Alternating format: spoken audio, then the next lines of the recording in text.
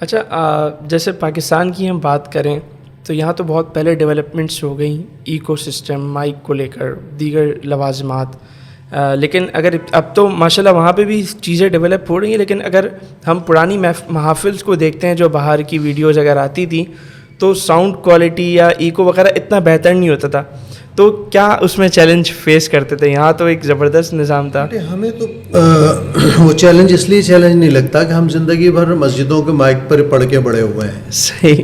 اور آپ کو یاد ہے آج سے 70s میں مسجد کا مائک کیا ہوگا، 80s میں کیا ہوگا، 90s میں کیا ہوگا. یہ ایکو تو بہت بعد میں آئے ہیں، اور ایکو کا جو استعمال ہے اس کی بھی ایک لمیٹیشن ہونی چاہیے.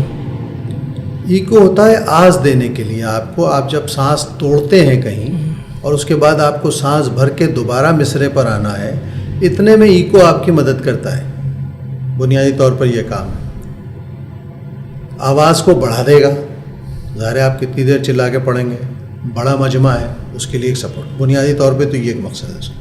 اب اس میں ظاہر ہے کہ ہمارے یہاں گلوکاری میں تجربے ہوتے ہیں، مختلف افیکٹس ڈالے جاتے ہیں، کوئی بری بات نہیں.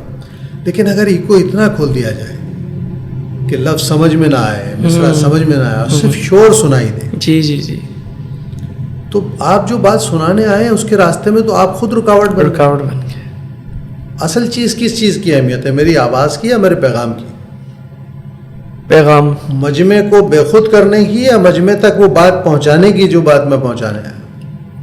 تو یہ بہت سارے مسائل ہیں جن کی طرف سوچنا بنتا ہے، اور سوچنے کا ٹائم ہی نہیں ہمارے پاس، کیونکہ اس کے بعد پھر اگلی محفل ہے اور اسی طرح کا مائک ہے اور سب کھول دیں گے، جو بھی اس میں ہے سب کھول دیا جاتا ہے. صحیح صحیح، زبردست.